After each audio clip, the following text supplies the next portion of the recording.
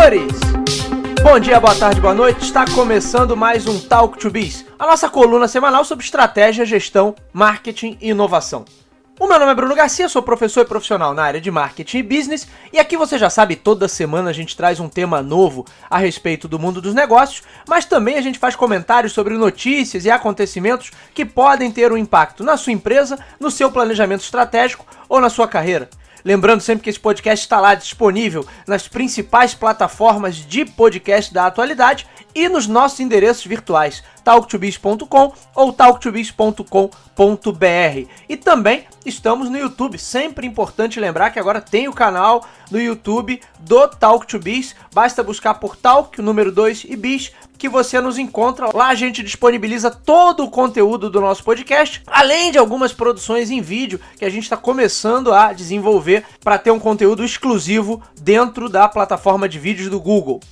E hoje nós vamos falar sobre visão única do cliente. O que é e qual a importância desse conceito para a gestão de marketing e para a gestão de uma empresa de maneira geral. O primeiro ponto que a gente precisa ver é o que é essa visão única do cliente. Significa dizer que eu tenho toda a informação consolidada e reunida a respeito do meu consumidor a partir dos mais diversos canais e pontos de contato da empresa em um único lugar. E o objetivo com isso é eu ter acesso rápido a essas informações que me permitam melhorar as minhas políticas de relacionamento, ou seja, ter maior qualidade no relacionamento com o cliente, além de conseguir, de fato, customizar ou direcionar melhor as ações de marketing para cada perfil de público ou até num nível mais extremo, individualmente, né? Seria a essência ali do marketing one-to-one, eu trabalhar segmentos de como diz o Philip Kotler no seu último livro Marketing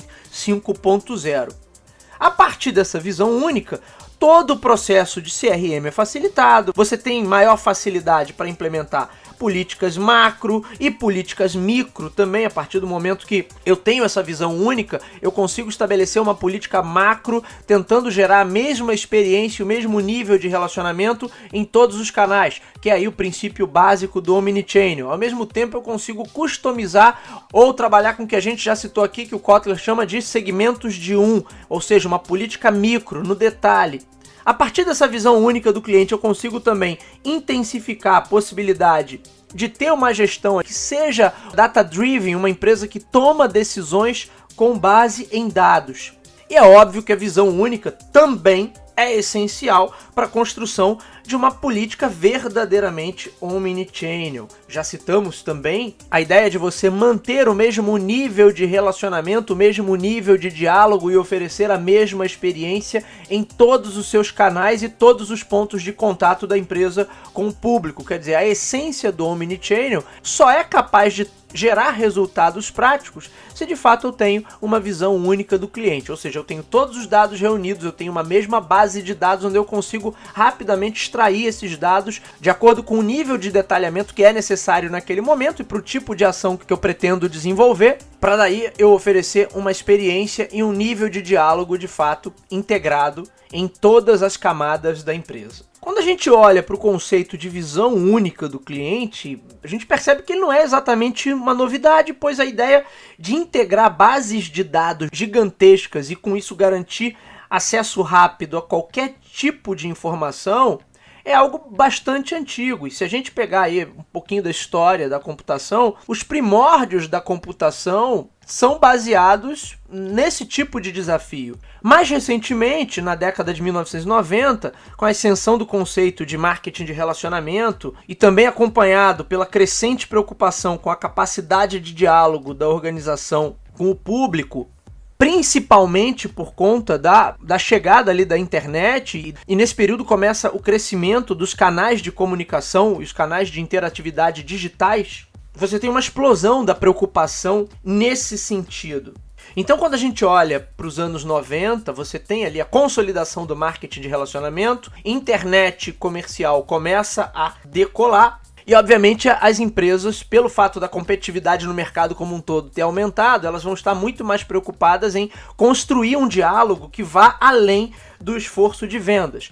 A partir do momento que eu tenho a internet, eu começo a ter soluções no mercado para dar conta digitalmente de reunir uma grande quantidade de dados e ajudar a consolidar ou a organizar, a gerenciar esses dados, soluções essas que vão se consolidar a partir da década seguinte e vão se democratizar também, se tornando cada vez mais baratas e acessíveis. E se a gente lembrar, é nesse período que começa aquela corrida do ouro ali em relação aos dados. Todo o falatório que se tem até hoje sobre economia da informação, economia de plataforma, big data, capitalismo de vigilância, economia dos dados e tudo mais, tudo isso tem origem nessa fase, quer dizer, começando nos anos 1990 e se desenvolvendo na década seguinte, do ano 2000 até 2009 e 2010. Mas aí fazendo o link com o início da computação, que a gente vai voltar aí praticamente 100 anos para o início do século passado, naquela época já havia a consciência a respeito da importância, da relevância de você gerenciar bem esses dados e conseguir acessá-los. Primeiras máquinas de cartão perfurado da IBM, de novo, que datam do início do século passado, tinham basicamente esse objetivo. A grande questão é que, naquela época, com as máquinas de cartões perfurados e com a evolução que veio nas décadas seguintes, você ainda assim tinha um desafio tecnológico muito grande e, como vocês devem imaginar, nada dessa parafernália de hardware era muito prática. Com a internet, com o digital, e aí você está pegando uma década onde você tem também a consolidação da computação no dia a dia de todos nós, seja no ambiente de trabalho, seja no ambiente doméstico, em década de 80 para a década de 90 nos países desenvolvidos, década de 90 até os anos 2000 e posteriormente até 2010, no Brasil e em outros mercados em subdesenvolvimento. Você tem a consolidação ali dos computadores no dia a dia de trabalho e no nosso cotidiano pessoal. E como eu falei, você tem também a proliferação de soluções que vão resolver ou tentar resolver de uma forma muito mais prática a questão da captação, gestão, organização e acesso a esses dados. É daí que você começa a ter os sistemas de gestão empresarial, você começa a ter sistemas de disparo de mensagens por e-mail, por exemplo, os sistemas de gestão de relacionamento com o cliente, sistemas de CRM, todos eles vão se tornando mais populares, mais práticos, mais fáceis de usar, de certa maneira, e também mais acessíveis. Mas, por outro lado, o fato do mercado online se desenvolver muito mais rapidamente cria também essa verdadeira avalanche de dados, já que no digital tudo fica registrado e é rastreável de alguma maneira. A partir desse momento você tem a consolidação das ferramentas e abordagens relacionadas ao Big Data, Business Intelligence, o início da automação de marketing e por isso mesmo, aquele sonho da visão única do cliente, de você ter uma base com todas as informações, que você conseguisse organizar, filtrar, extrair e acessar essas informações com muita facilidade, que toda a ciência de dados já vinha trabalhando, a eletrônica, a informática já vinham trabalhando há mais de 100 anos, ela começa a se tornar algo muito mais próximo de fato da realidade. Antes era uma utopia que, por conta das limitações tecnológicas, você não conseguia ter uma realização plena do conceito. No entanto, a partir dos anos 2000 e daí por diante, você começa a ter verdadeiramente a possibilidade de ter essa visão única do cliente como algo real, acessível, palpável dentro da empresa. Mas aí você pode estar questionando uma coisa, né? Se a partir dos anos 2000 ou 2010 você tem recursos tecnológicos suficientes para tornar essa visão única do cliente algo real, algo tangível, por que é ainda um desafio criar essa visão única do cliente e por que as empresas têm tanta dificuldade nesse sentido? E é verdade, porque se a gente olhar para o mercado de maneira geral e para os problemas, os desafios que as empresas têm no dia a dia e até para os problemas que nós temos enquanto consumidores, uma boa parte disso deriva justamente dessa fragmentação, de não haver uma base de dados única, ou seja, uma visão única e completa sobre o cliente. É justamente pelo fato das empresas não terem atingido ainda esse nível que muitos dos problemas que elas possuem a nível operacional e de processos e os problemas que nós, enquanto clientes, possuímos, acontecem. Tirando as organizações que já nasceram no digital ou que operam exclusivamente pelo digital, trabalhar o conceito de visão única continua sendo um baita desafio. Para tentar contrabalancear esse resultado, as empresas vêm focando na captação e gestão de dados com a contratação de inúmeros sistemas de TI.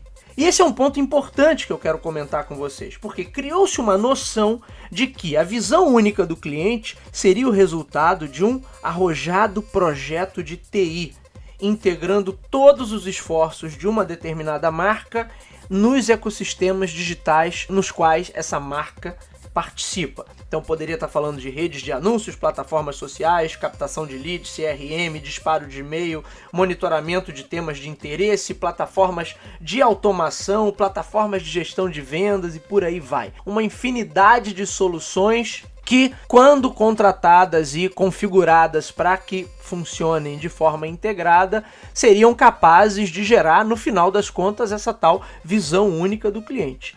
Mas como eu disse para vocês, só as empresas que já nasceram no digital e que nasceram orientadas a essa visão integrada e omni, de fato conseguiram superar esse desafio. Para boa parte do restante do mercado, que está fora desse esquema digital ou que não nasceu no digital e agora está passando pelo processo migratório, ainda em fase de transição, a visão única do cliente ainda não acontece. E aí o ponto que eu queria destacar com vocês é que justamente a solução do problema não reside na contratação de mais tecnologia ou de mais infraestrutura de TI. E vocês vão entender o meu ponto. Quando a gente fala de construir essa noção de visão única do cliente, isso passa por 3 camadas ali, ou 3 níveis de desafio dentro de uma organização. O primeiro deles é o que a gente já citou aqui, a integração ali entre as soluções de TI. Depois você tem a integração de processos e você tem ainda uma terceira camada, que é a integração entre o capital humano, entre as pessoas, os times. E eu ainda poderia falar da estrutura organizacional ou estrutura hierárquica da empresa ou a maneira como ela está, os seus departamentos, as suas áreas e subdivisões estão estruturadas como uma quarta camada. Por um equívoco de entendimento, a gente acaba focando sempre na integração de TI como se a contratação desses sistemas fosse, de uma forma mágica, milagrosa, resolver os problemas que são das outras camadas. E pior ainda, a gente acaba ignorando que a integração, por exemplo, com os processos da empresa ou com toda a questão de capital humano sejam desafios a serem resolvidos, sejam problemas. A gente não, tá tudo ok aqui, eu não tenho nada o que resolver em relação a processos e pessoas, tampouco em relação à minha estrutura corporativa. E aí reside um grande problema. O resultado disso é que a implementação da visão única do cliente, ou de um projeto omnichannel, chame como você quiser, mas o resultado dessa integração acaba sendo sempre bastante frustrante em todos os níveis. Por quê? Porque embora você consiga a integração pela camada de TI, garantindo ali que todas as plataformas, todos os sistemas funcionem de maneira orquestrada, de maneira coordenada, o que por si só já é um baita trabalho, penoso, um grande investimento também, então sempre complicado de executar e caro para a empresa, ele sozinho não resolve os problemas que são oriundos das outras camadas. Pelo contrário, ele acaba incorporando os problemas que vêm da área de processos, que vêm da área de pessoas e que vêm da estrutura organizacional da empresa. E aí é que mora a grande questão, porque parece que em muitas situações as empresas estão tentando colocar esse glacê digital como se isso fosse, por mágica, resolver os problemas que vão ficar por baixo dessa cobertura, que vão ficar por baixo desse glacê.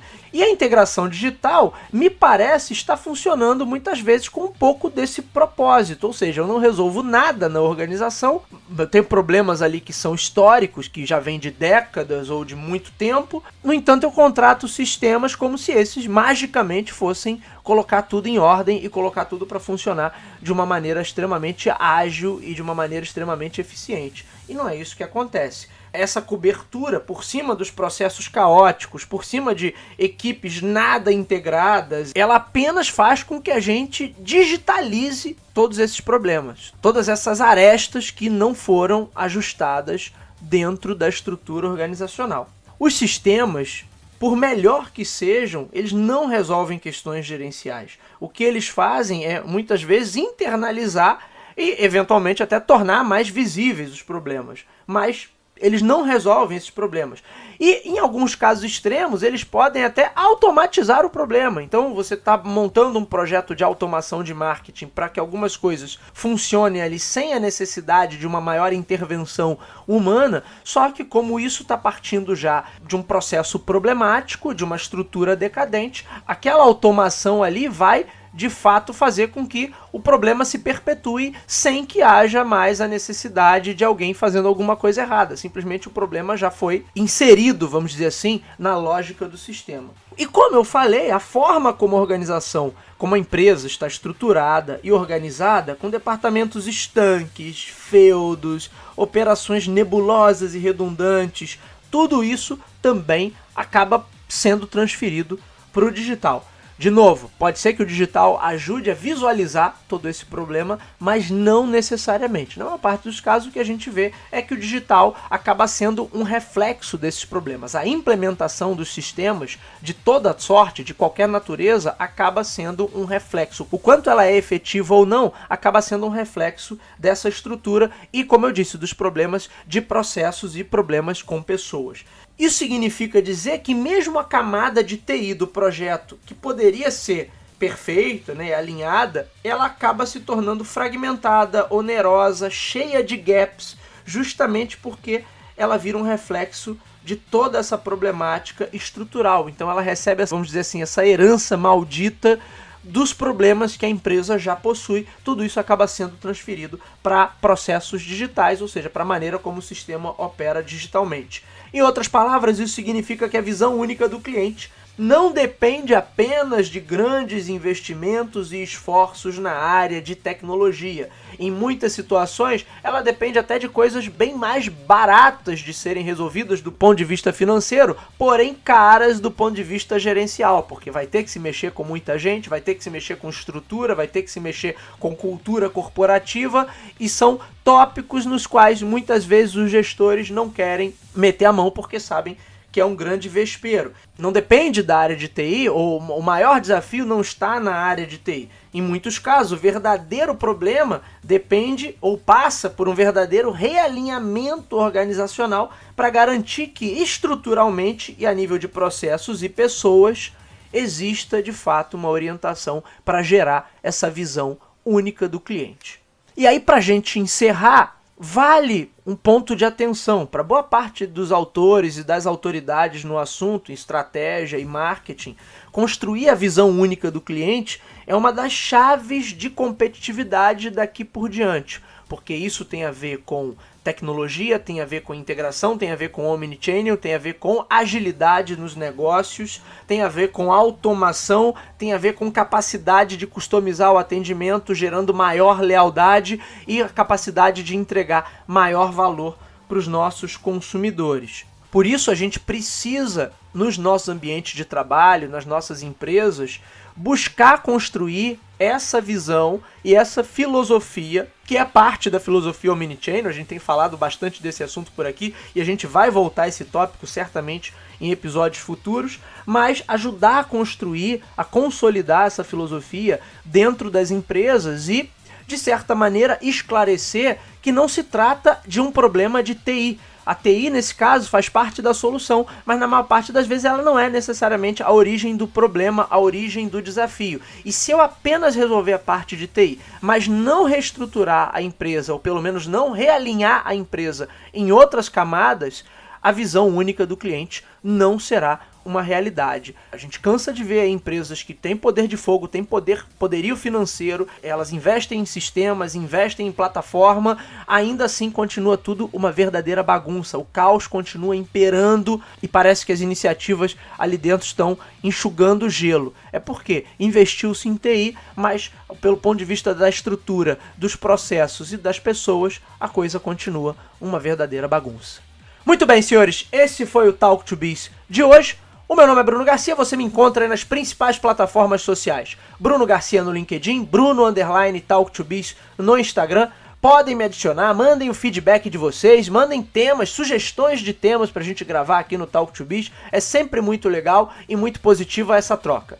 O nosso podcast está disponível nas principais casas do ramo. Se você é usuário Apple, lá no aplicativo de podcast do iOS. Se você é usuário Android, vai lá em Google Podcasts. Se você está acostumado a ouvir suas músicas, seus programas pelo Spotify, pelo Deezer, pelo Amazon Music, também estamos por lá. Além de outras plataformas de podcast também, basta buscar por Talk, o número 2 e Biz, que você nos encontra. Você pode ir também diretamente na fonte, anchor.fm/talktobiz. Lá você encontra o feed do nosso podcast ou em nossos endereços virtuais, talktobiz.com ou talktobiz.com.br. Sempre importante ressaltar que a gente também está agora no YouTube. Todo o conteúdo dos nossos programas está disponível também na plataforma de vídeos, além de outras produções que vocês já sabem, vez por outra a gente está publicando por lá. Então vale a pena acompanhar, assina lá e ativa o sininho para você receber todas as notificações.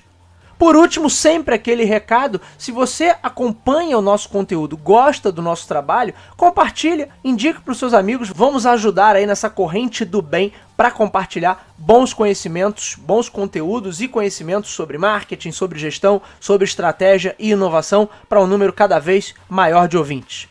É isso, meus amigos, hoje eu vou ficando por aqui, nos vemos na semana que vem. Um abraço a todos.